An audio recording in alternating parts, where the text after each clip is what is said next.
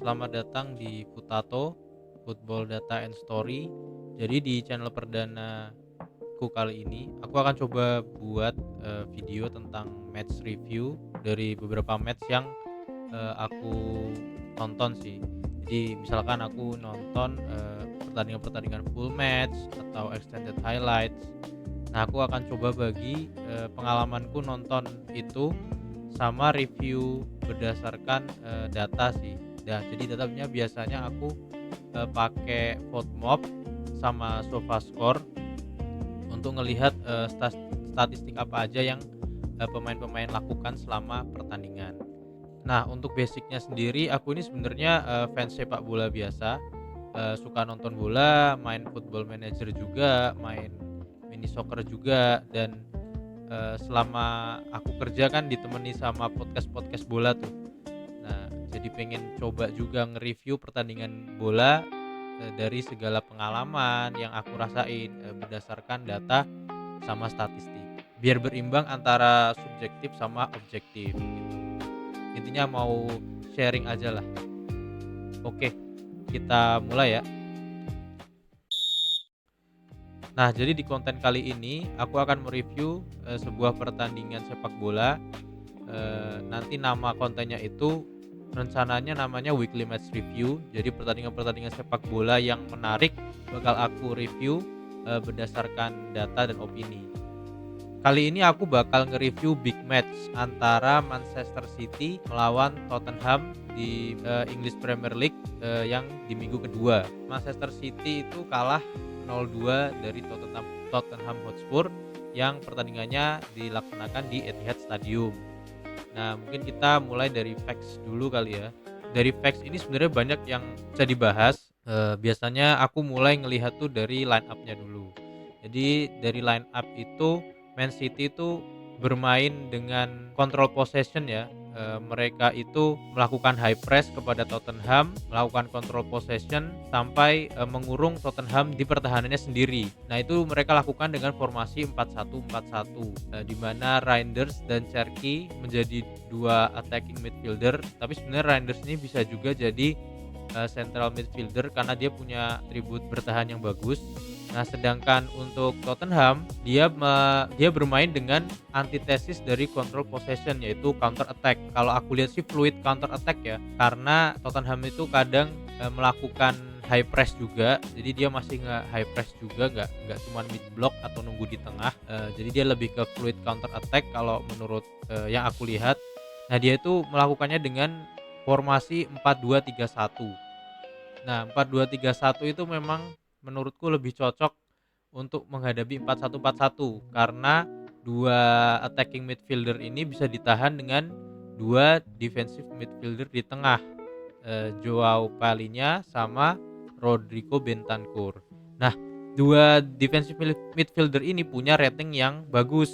Jadi 7,6 untuk Bentancur dan 8,2 untuk Palhinha.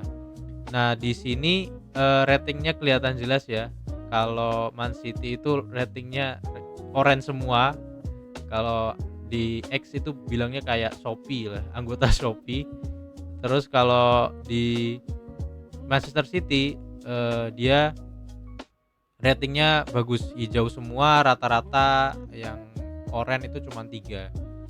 Nah, oke, itu dari team formation kelihatan jelas kalau memang 4-2-3-1 itu sepengalamanku main FM juga kalau menghadapi ultra ofensif 4-1-4-1 atau bisa dibilang ini kayak 4-3-3, 1 DM 2 AM, itu 4-2-3-1 memang lebih cocok untuk menghadapi control possession dan main untuk fluid counter attack. Secara formasi sih make sense sih, si Tottenham ini bisa menang dari Manchester City. Nah, mungkin untuk lebihnya kita coba lihat dari momentum, top stats dan events. Jadi di top stats kelihatan kalau Tottenham itu memang kayak membiarkan bola itu biar yang Manchester City pegang, kan karena dia main di kandang sendiri kan. Biasanya kalau main di kandang sendiri itu memang pengennya tuh megang bola gitu. Nah, di Manchester City Stadium, Etihad Stadium, Manchester City itu 60% possession. Jadi dia memang bermain sangat possession, bermain sangat high press, Momentumnya juga kelihatan, sampai di menit 27, 28 itu semakin meninggi. Jadi selama hampir 20 menit awal itu tuh Tottenham tidak diberikan possession bola yang signifikan gitu. Jadi dia Manchester City main control possession terus, kemudian baru, dipegang sebentar, itu pun pasti untuk counter ya. Nah, walaupun Manchester City itu bermain dengan control possession mengurung Tottenham, di pertahanannya sendiri, bahkan, Richarlison itu sampai bertahan, di pertahanannya sendiri, ngebantu teman-temannya. Jadi hampir semua pemain Tottenham itu pada saat dikurung oleh Manchester City, mereka ikut bertahan di bagian belakang, bahkan, strikernya pun juga ikutan bertahan. Jadi nggak ada tuh yang disisain di depan untuk counter attack gitu ya. Nah, balik ke momentum tadi, walaupun ball possession-nya tinggi, main umpan-umpan pendek Manchester City, dari, match yang aku lihat itu beberapa kali Manchester City itu bermain direct. Jadi, ada beberapa bola direct yang dilepaskan, baik oleh back maupun kipernya Manchester City itu ke depan, langsung melewati pertahanannya Tottenham. Nah, contohnya itu operan yang ke Omar Marmus yang hampir berbuah gol. Selain main direct, main umpan-umpan pendek, short pass, nah Manchester City itu juga main counter press. Jadi di pertahanannya Spurs, misalkan bola itu terlepas, Spurs mau melakukan counter attack, dia itu bakal, direbut lagi sama pemain-pemainnya City. Kadang tuh, Stones ikut maju gitu buat, ngerebut bola atau Gonzalez yang ngerebut bola. Nah, kalau dilihat dari, momentum juga, eee, expected goals-nya juga banyak ya Manchester City 1,55. Ini kelihatan dari kombinasi si Haaland, Cherki, Bob, sama Marmus. Jadi keempatnya ini tuh menjadi promotor serangan. Mereka tuh berempat, melakukan kombinasi yang apik sih, terutama Oscar Bob sih, dia kan winger ya. Jadi dia, suka goreng-goreng lewat samping terus kemudian baru masuk ke tengah. Nah, itu sering banget tuh. Apalagi ada beberapa sequence penyerangan antara keempat ini yang, saling bantu gitu. Kayak misalkan Bobnya yang menarik lawan, Cherki yang nyari ruang, Marmus yang shoot. Soalnya kalau secara data Marmus itu XG dan asisnya tuh lumayan lumayan bagus. Hampir 32 menit nih City menguasai pertandingan, tapi, gol tuh tercipta malah dari lawan yang bermain reaktif, fluid counter, yaitu si Tottenham. Berawal dari, umpan direct yang dari belakang ke depan, skema penyerangan, di-lead oleh Richarlison, kemudian gol oleh Brennan Johnson.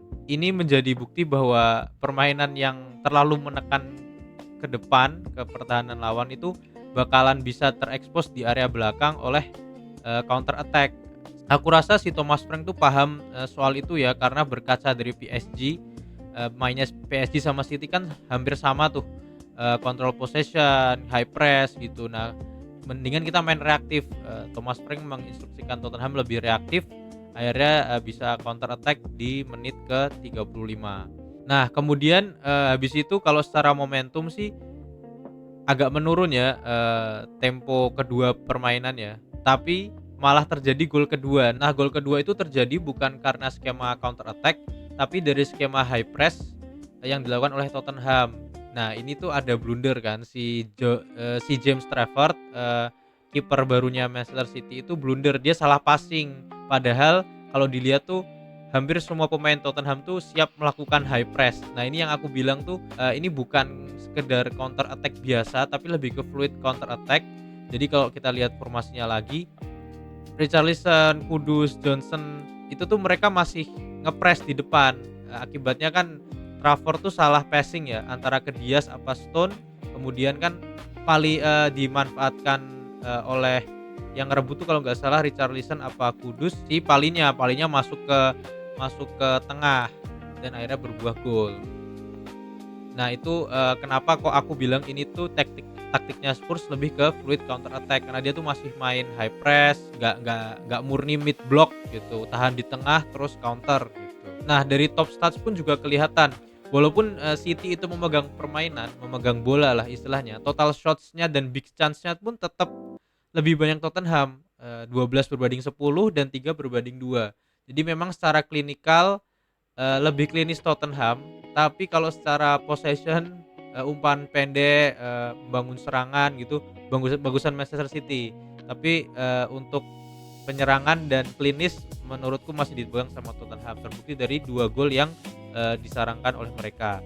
Nah, kalau kita lihat di babak kedua, beberapa menit awal dipegang oleh City, kemudian dipegang oleh Tottenham, lumayan ya dari menit 54 sampai 64, 10 menitan. Tapi habis itu semua momentum tuh dikasih ke City. City megang permainan lah, dan kalau kita lihat, Evans di menit ke 54, kemudian 75 itu ada pergantian pemain, Bernardo Silva, Jeremy Doku, Phil Foden, sama Rodri, yang sebelumnya absen karena ACL, diharapkan tuh bisa mengangkat performa tim di babak kedua ya, terlihat dari momentumnya yang makin naik ini ya, birunya makin banyak.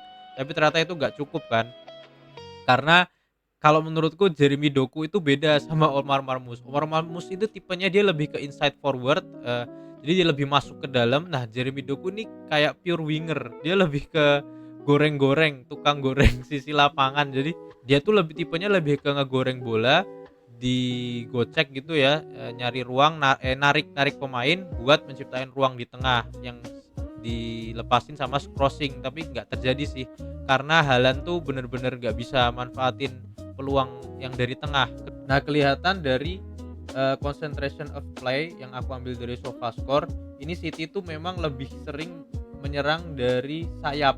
Apalagi Omar Marmoush sudah ditarik, jadinya Jeremy Doku dia lebih banyak melakukan gocekan-gocekan bola lah gitu intinya. Nah, Phil Foden juga nggak terlalu kelihatan dan Rodri juga belum mampu mengangkat performa. Nah, karena udah unggul 2-0, pergantian pemain Manchester City juga nggak berhasil. Akhirnya, Tottenham melakukan 1, 2, 3, 4 pergantian pemain agar bisa mengamankan keunggulan. Skor akhir 0-2 untuk Tottenham. Nah, untuk MOTM-nya kalau menurut Fotmob, yang memegang skor tertinggi 8,2 itu si Joao Palhinha.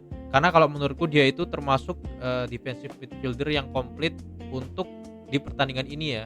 Karena kalau kita lihat dari statistik, nah si Joao Palhinha itu punya defensive contribution yang banyak 7. Kalau dilihat dari defense contribution-nya yang paling banyak itu Romero, si Joao Palhinha nomor 7.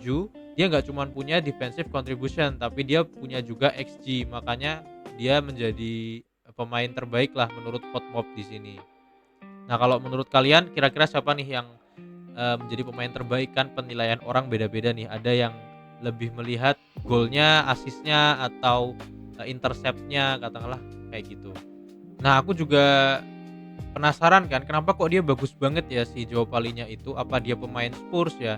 Ternyata setelah aku telusurin transfer marketnya, si Joao Palhinha itu ternyata on loan ya dari Bayern Munchen. Jadi dia dari Fulham dibeli sama Bayern Munchen, kemudian di loan ke Spurs. Makanya umurnya pun juga udah 30 tahunan kan, jadi lebih matang kan. Makanya Palhinha sama Bentancur itu sama-sama cocok lah.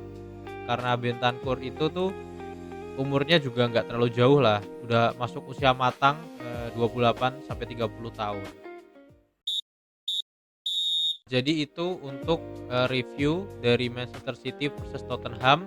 Kalau secara garis besar atau bisa disimpulkan, kontrol possession Manchester City tidak berhasil menembus pertahanan Tottenham Hotspur yang sangat kompak.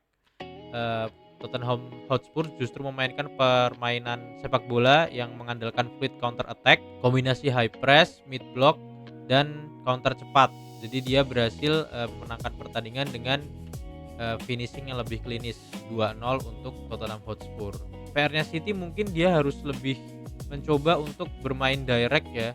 Jadi udah bagus sih, beberapa tadi sudah direct umpan-umpannya ya. Tapi lagi-lagi finishing sih. Jadi mungkin direct tuh perlu dicoba untuk beberapa kali. Soalnya finishing itu juga penting ya. Soalnya expected goals-nya City itu lebih besar 1,55. Kayaknya kemungkinan Pep Guardiola kalau misalkan dapat lawan fluid counter attack, bolehlah coba slightly more direct lah kalau istilahnya di Football Manager. Oke teman-teman, terima kasih udah nonton weekly match review perdana sampai akhir.